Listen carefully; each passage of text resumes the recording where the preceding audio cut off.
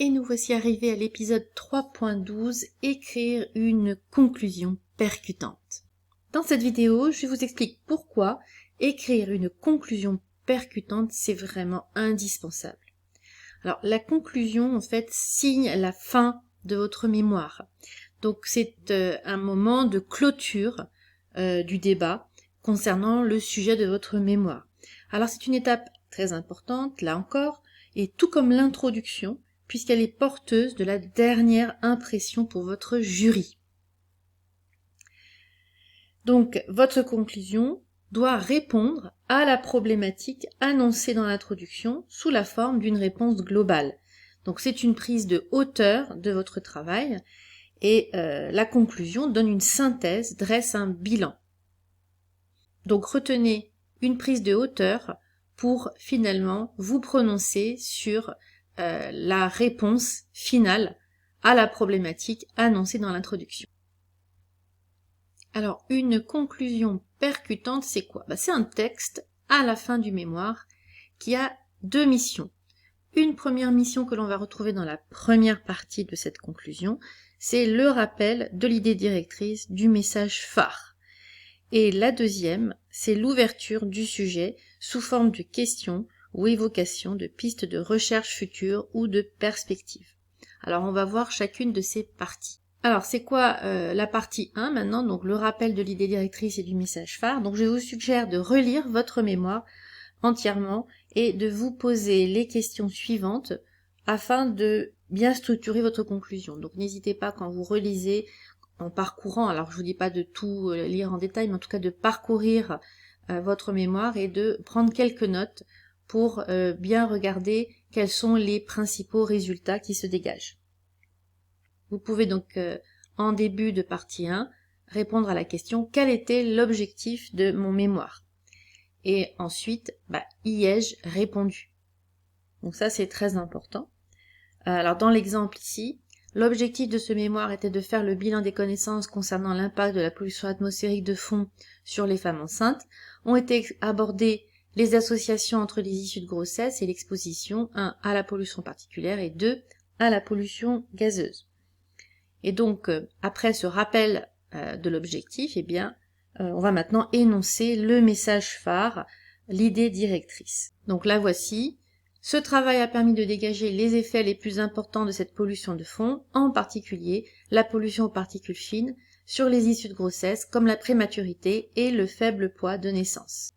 Alors ensuite, je peux compléter ce message phare par les conséquences de ce résultat. Donc là, il faut se poser la question, quelles sont les conséquences de ce travail, quelles sont les conséquences de ce résultat? Alors là, c'est par rapport à des problèmes de santé publique, mais vous pouvez avoir des conséquences, par exemple, pour l'équipe qui vous a accueilli pendant votre stage, par exemple, ou bien pour la communauté scientifique, pour la société. Donc c'est là qu'on est vraiment sur une prise de hauteur de vos résultats, comment ces résultats s'intègrent dans l'ensemble de la thématique, de façon beaucoup plus large. Et donc, moi, je propose ici d'écrire « Ces résultats sont retrouvés pour des populations exposées à des niveaux de pollution considérés comme safe sur le plan réglementaire, ce qui remet en question l'efficacité des valeurs guides actuelles de pollution. » Donc, vous voyez là, donc ici, je me mouille, je me positionne par rapport à ce qui est en vigueur actuellement en termes de réglementation, en disant clairement que ces résultats sont retrouvés pour des populations exposées à des niveaux de pollution considérés comme safe. Donc là, je remets en question les aspects réglementaires actuels qui sont en vigueur pour la surveillance de la qualité de l'air, et je dis clairement qu'il est important de les réévaluer pour protéger les populations les plus vulnérables. Donc vous voyez ici, il y a une vraie prise de risque, je me positionne par rapport à l'existant. Alors on en arrive à la partie 2 de votre conclusion qui est cette partie où vous allez montrer votre ouverture et des perspectives. Alors pour vous aider à rédiger cette fin de conclusion, je vous suggère de répondre à la question suivante. Quelles sont les implications de vos résultats? À quelles recommandations, idées, solutions ouvrent-elles? Donc si vous avez une idée intéressante, une recommandation, un avertissement, pourquoi pas, qui découlent de votre travail, de votre mémoire, et qui soulèvent des questions de société en lien avec votre travail toujours, eh bien c'est le moment de le dire. Donc l'ouverture montre que vous ne vous arrêtez pas uniquement à votre mémoire et à la note et à votre diplôme, mais que vous avez réussi à prendre du recul, de la hauteur, qu'il y a de la maturité maintenant dans votre réflexion, et également une prise de risque, c'est-à-dire la capacité de vous affirmer en étant force de proposition. C'est votre contribution, votre plus-value à un problème. Donc vous avez ainsi véritablement saisi les enjeux de votre sujet, vous avez élevé votre expertise, et vous êtes maintenant tout à fait capable de discuter avec d'autres professionnels et de donner un avis éclairé sur votre sujet. Alors donc là, franchement, bravo, et je vous assure que les membres du jury seront sensibles à cet état d'esprit. Alors attention toutefois à ne pas aller dans l'excès inverse et être trop affirmé. Attention à ne pas notamment sombrer dans le militantisme, le prosélytisme.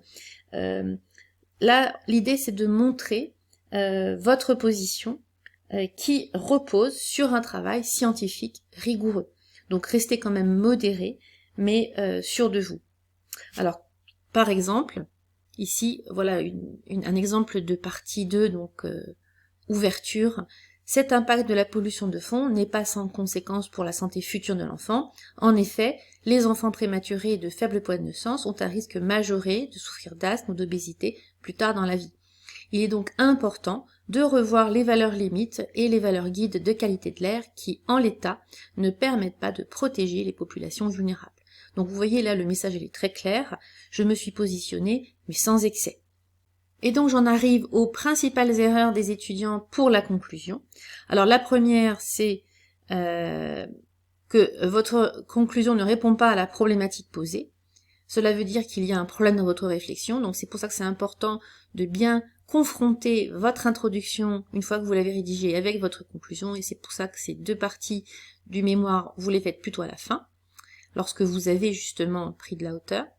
La deuxième erreur, qui est fréquente aussi, c'est de faire en fait des tartines, d'avoir une conclusion très longue, supérieure à une page, et là l'effet c'est de diluer le message. On voit pas très bien finalement quel est le message clé et l'ouverture.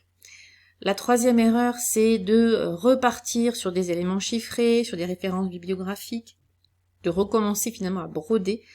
Donc ça se retrouve un petit peu aussi dans l'erreur numéro 2, et là encore, ça noie votre message. Et ensuite, l'erreur 4, c'est de s'adresser au grand public. Là, vous n'êtes pas en train de vous adresser au grand public, votre mémoire va être lue par des scientifiques, par des professionnels. Donc il faut que le niveau scientifique soit maintenu. Et puis enfin, erreur 5, ça aussi je le vois assez souvent, c'est de sombrer dans les banalités, dans des redites, sans vraiment montrer de prise de recul. On est sur du déjà vu, des paraphrases, ça a déjà été entendu. Donc attention à ces 5 erreurs qui sont malheureusement fréquentes. Je vous propose donc le plan de route suivant pour faire cet exercice de rédaction de la conclusion. Rappelez les objectifs de votre mémoire, écrivez les principaux résultats et ou messages clés, comme on vient de le voir. Écrivez également les conséquences de votre travail réalisé donc, pour l'équipe, la société, la communauté scientifique. Proposez des perspectives de travail, et là, vous pouvez y aller, et revenez-y plus tard pour affiner votre conclusion. De même que vous avez travaillé votre introduction en plusieurs temps, bien c'est la même chose. On va également l'arroser un petit peu régulièrement jusqu'à obtenir quelque chose qui vous plaît, qui coule bien et qui rend bien compte de votre mémoire. Alors, important, vérifiez l'absence des principales erreurs de la conclusion. Là, je vous les ai livrées, donc vous pouvez les vérifier, checkez bien. Relisez-la, voyez si elle résonne bien avec l'introduction, et puis faites lire votre introduction et votre conclusion ensemble à votre directeur de mémoire. Ceci est très important, c'est lui qui va avoir le meilleur finalement avis sur votre travail. Voilà ce que je voulais vous dire sur la conclusion, et je vous retrouve bientôt pour une prochaine vidéo.